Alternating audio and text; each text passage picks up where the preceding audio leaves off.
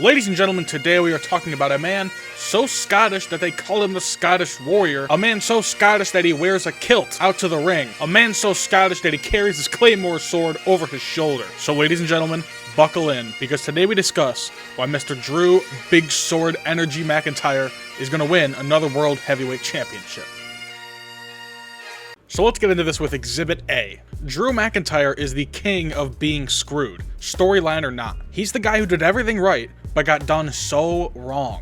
Well, let me paint a picture for you. It's WrestleMania 36, the biggest show of the year. Drew McIntyre, after years of grinding, getting fired, getting rehired, building his name back up in the independent scene and on NXT, wins the Royal Rumble and finally earns a spot at the top. Drew McIntyre secured himself in a match against the Beast Incarnate, Mr. Suplex Accountant, the part-time, all-time champion. Alright, I'm gonna stop. Drew McIntyre beat Brock Lesnar at WrestleMania 36 for the World Heavyweight Championship.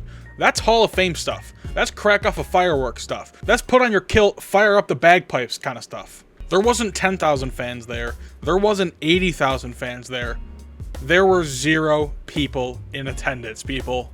Not even the one drunk guy in a kilt. And then WWE said, "Hey Drew, could you carry the company for like 2 years? Thanks. And he did that. No complaints, no ego, full professionalism from Drew McIntyre. And then crowds came back and he was given nothing. They were like, "Thanks Drew, you were a great transitional champion during the COVID era. Now you can have a feud with Madcap Moss."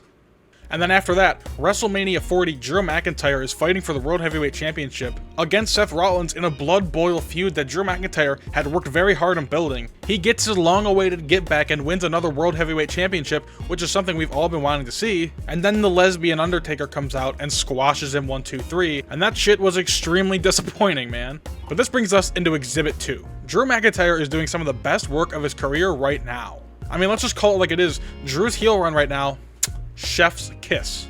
I mean, the man's been cooking beef with Seth Rollins, CM Punk, every user on Twitter. And I'm not talking microwave heat. I'm talking about Gordon Ramsay, you fucking donut, of course, yelling in the kitchen. Now you have to remember, Drew's character isn't just this "I hate the fans" villain arc. No. Drew McIntyre isn't out here twirling his mustache and tying people up to railroad tracks. He's actually playing a deeply betrayed warrior who feels like the WWE ghosted him harder than your ex after you try to show your wrestling figures. This isn't just a hot run for Drew McIntyre, it's a career renaissance. The past 5 years for Drew McIntyre have been absolutely golden, and there would not be a single better way to top it off than to put a world championship around his waist yet again. You can put Drew in a feud with anybody: Cody, Sammy, Otis, and a sandwich. He'll make it real. He'll make it compelling. That's how locked in Drew McIntyre is. So Drew McIntyre, if you're watching this, I'm in your corner. And I don't think anything would make more sense for than you to win a goddamn world championship. WWE, please make this happen. I also want to hear what you guys have to say about this in the comments below, so make sure you guys let me know. And thank you guys for tuning into this video. If you want to see more from this channel,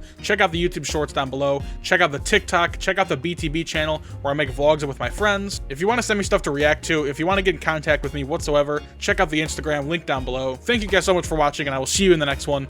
Peace. Who grabbed my foot? To you! Get off, bro.